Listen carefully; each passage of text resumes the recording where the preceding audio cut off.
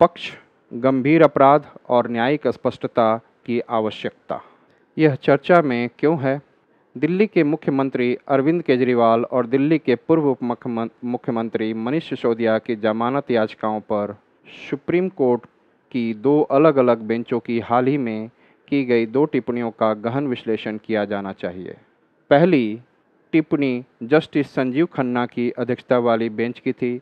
जज ने सरकारी वकील से पूछा कि क्या आम आदमी पार्टी आपके नेताओं से जुड़े prevention of money laundering act के तहत दर्ज मामले में पार्टी भी शामिल नहीं है। मनी लॉन्ड्रिंग क्या है? मनी लॉन्ड्रिंग तब होती है जब बड़ी मात्रा में धन अवैध रूप से कमाया जाता है, अक्सर ऐसी गतिविधियों से जो आपराधिक होती हैं लेकिन कानूनी लगती हैं। आपराधिक गतिविधियों जैसी नशीली दवाओं बेचना, आतंकवादियों की वित्त पोषित करना, अवैध हथियार बेचना, अवैध रूप से माल ले जाना, वेश्यावृत्ति का धंधा चलाना, अंदरूनी व्यापार करना, रिश्वत देना तथा कंप्यूटर धोखाधड़ी का उपयोग करके ढेर सारा पैसा कमाना। मनी लॉन्ड्रिंग के विरुद्ध वैश्विक पहल। वियना कन्वेंशन 1988 में 1988 में वियना में हुई एक बैठक थी जिसमें देशों से कहा गया था कि वे मादक पदार्थों से संबंधित अपराधों और अन्य बुरी गतिविधियों से अर्जित धन के अवैध आवागमन को रोकें। वित्तीय कार्रवाई कार्यबल FATF 1989 में शक्तिशाली देशों के एक समूह ने मनी लॉन्ड्रिंग को रोकने के तरीके पर विचार करने के लिए FATF का गठन किया। राजनीतिक घोषणा और वैश्विक कार्य योजना। 1990 में देशों से मादक पदार्थों के धन शोधन को रोकने के लिए कानून बनाने को कहा गया। संयुक्त राष्ट्र का विशेष अधिवेशन। 1998 में संयुक्त राष्ट्र ने नशीली दवाओं की समस्या को रोकने की बात की और कहा कि धन शोधन को रोकना महत्वपूर्ण है। Palermo convention 2000। वर्ष 2000 में कई देशों ने इटली के पलेर्मो में संयुक्त राष्ट्र समझौते पर हस्ताक्षर कर संगठित अपराध से मिलकर लड़ने पर सहमति व्यक्त की। धन शोधन निवारण अधिनियम PMLA 2002 की पृष्ठभूमि। वैश्विक मादक पदार्थों की तस्करी से अर्जित भारी मात्रा में अवैध धन कई विदेशों की अर्थव्यवस्थाओं के लिए बड़ा खतरा है। यह व्यापक समझ थी कि मादक पदार्थों की तस्करी से प्राप्त अवैध धन को जब वैध अर्थव्यवस्था में मिला दिया जाता है तो इससे विश्व अर्थव्यवस्था को नुकसान पहुंच सकता है तथा देशों की स्वतंत्रता और स्थिरता को खतरा हो सकता है। संयुक्त मादक पदार्थ एवं अपराध कार्यालय के अनुसार मादक पदार्थों की तस्करी, जिसमें विश्व स्तर पर नशीली दवाओं के कानूनों द्वारा प्रतिबंधित पदार्थों का उत्पादन, वितरण और बिक्री शामिल है, का उद्योग $32 बिलियन का होने का अनुमान है। धन शोधन निवारण अधिनियम PMLA 2002 लागू किया गया। भारतीय संविधान के अनुच्छेद 253 में अंतर्राष्ट्रीय समझौतों का पालन करने तथा धन शोधन के मुद्दों से निपटने के लिए वित्तीय कार्रवाई कार्यबल FATF की सिफारिशों को लागू करने के लिए धन शोधन निवारण अधिनियम PMLA को अधिनियमित करने की अनुमति दी गई है। संयुक्त राष्ट्र के प्रस्ताव में संदर्भित संघ सूची के अनुच्छेद 253 और मद 13 के अंतर्गत धन शोधन से संबंधित कानून विशेष रूप से मादक पदार्थों से प्राप्त धन को लक्षित करता है। PMLA का फोकस आपराधिक गतिविधियों से प्राप्त धन पर है जिसे बाद में लूटा जाता है। यह कानून न केवल सीधे तौर पर अपराध में शामिल लोगों को बल्कि बाद में मनी लॉन्ड्रिंग प्रक्रिया से जुड़े व्यक्तियों को भी जवाबदेह बनाता है, भले ही वे मूल अपराध का हिस्सा न हो। धन शोधन को एक गंभीर आर्थिक अपराध के रूप में देखा गया जिससे वैश्विक अर्थव्यवस्था में व्यवधान उत्पन्न होने तथा राष्ट्रों की स्वतंत्रता को खतरा उत्पन्न होने की संभावना है, जिसके परिणाम स्वरूप इस मुद्दे से निपटने के लिए एक मजबूत कानून की आवश्यकता पर वैश्विक सहमति बनी। प्रवर्तन निदेशालय ED को PMLA के नियमों को लागू करने और धन शोधन के मामलों की जांच करने का काम सौंपा गया है। धन शोधन निवारण अधिनियम PMLA 2002 के प्रावधान।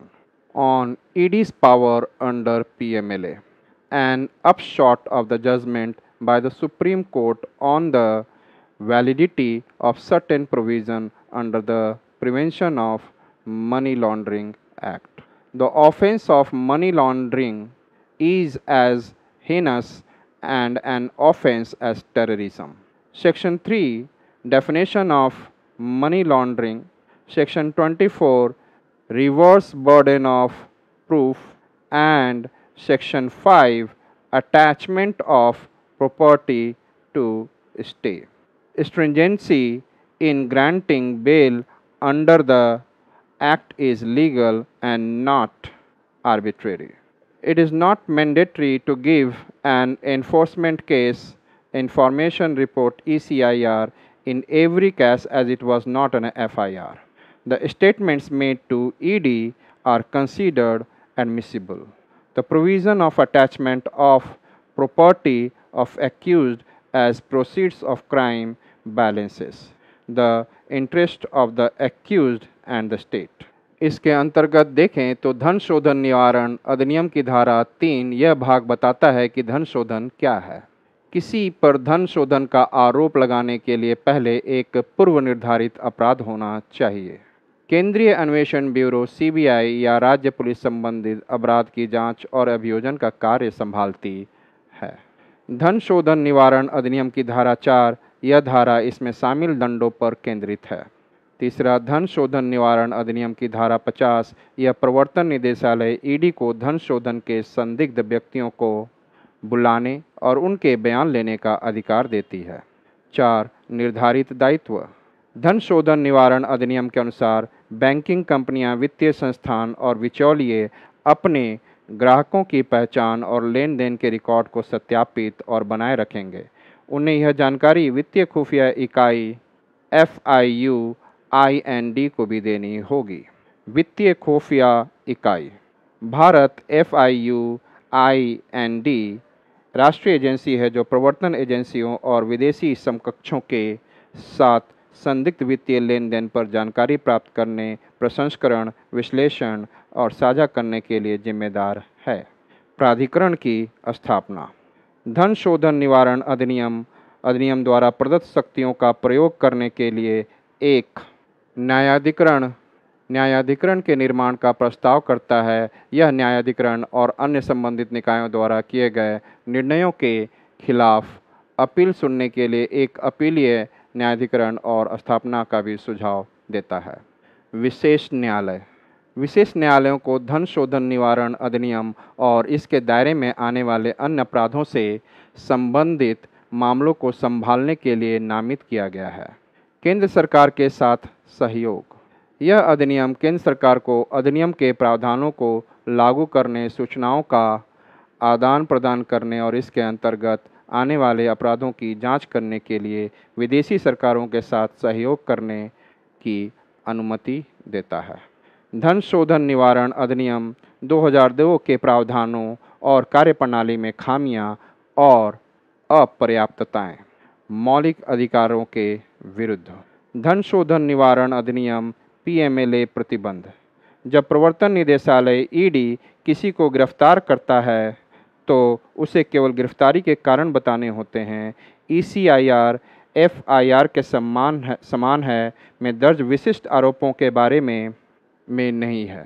यह संविधान के अनुच्छेद 21 के तहत आरोपों को जानने के आरोपी व्यक्ति के अधिकार के खिलाफ है। PMLA की धारा 50 संविधान के अनुच्छेद 20 भाग 3 के तहत आत्मदोषी ठहराए जाने के अधिकार का उल्लंघन करने पर आरोपी सहित किसी भी व्यक्ति को समन जारी करने की अनुमति देती है। विभिन्न असंबद्ध विषयों का समावेश। PMLA का विस्तार।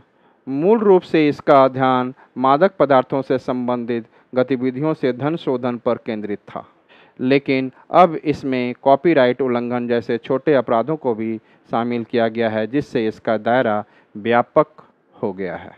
सजा के संबंध में अपराधों का विकास। प्रारंभ में गंभीर आर्थिक अपराधों को लक्ष्य करके अब इसमें भारतीय दंड संहिता और अन्य कानूनों के अंतर्गत आने वाले सामान्य अपराध भी शामिल हैं।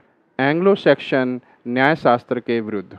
निर्दोषता की धारणा का उलटना। अभियुक्त को तब तक दोषी माना जाता है जब तक कि वह निर्दोष साबित न हो जाए, जो कि एंग्लो सैक्सन सिद्धांत के विपरीत है। जब तक वह दोषी साबित न हो जाए तब तक वह निर्दोष माना जाता है। प्राधिकारियों का अनियंत्रित विवेक। पीएमएलए के तहत अभियोजन, यह प्राधिकारियों को अनुसूचित अपराध से संबंधित एफआईआर के आधार पर अभियोजन शुरू करने की अनुमति देता है तथा उन्हें व्यापक विवेकाधिकार प्रदान करता है। ईडी की जांच शक्ति। अन्य केंद्रीय पुलिस संगठनों के विपरीत ईडी राज्य की सहमति के बिना भी जांच कर सकती है। संविधान के मूल ढांचे के विरुद्ध। अपराधों का धुंधला होना।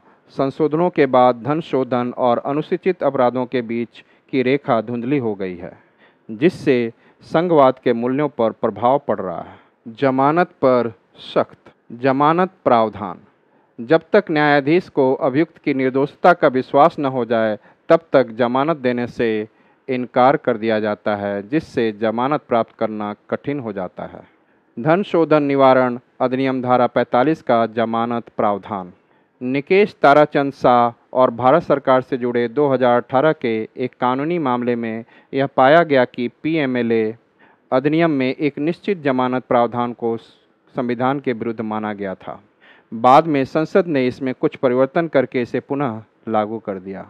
2022 के एक मामले में विजय मदन लाल चौधरी बनाम भारत सरकार में सर्वोच्च न्यायालय ने इस दृष्टिकोण का समर्थन किया कि यह प्रावधान पीएमएलए अधिनियम के लक्ष्यों के अनुरूप है। न्यायाधीशों ने इस बात पर जोर दिया कि अनुसूची में किन अपराधों को शामिल किया जाए, यह निर्णय लेना विधायी नीति का विषय है। सुप्रीम कोर्ट ने धन शोधन निवारण अधिनियम पर फैसला सुनाया। पीएमएलए के विभिन्न भागों की संवैधानिकता पर सर्वोच्च न्यायालय में निम्नलिखित कारणों से प्रश्न उठाए गए। जमानत पाने के लिए सख्त शर्तें। ईडी को सम्मन जारी करने, बयान दर्ज करने, गिरफ्तारी करने तथा तलाशी और जब्ती करने के लिए व्यापक अधिकार दिए गए हैं, जिनका दुरुपयोग किया जा सकता है। उचित प्रक्रियागत सुरक्षा उपायों का अभाव। सर्वोच्च न्यायालय ने विजय मदन लाल चौधरी बनाम भारत संघ जुलाई 2022 मामले में चुनौती को खारिज कर दिया। कारण, न्यायालय का मानना है कि मनी लॉन्ड्रिंग से निपटने के लिए वैश्विक समुदाय से भारत का वादा मौलिक अधिकारों से भी ऊपर महत्वपूर्ण है। फैसले पर पुनः विचार करने का अनुरोध प्रस्तुत किया गया है तथा अदालत के निर्णय की प्रतीक्षा की जा रही है।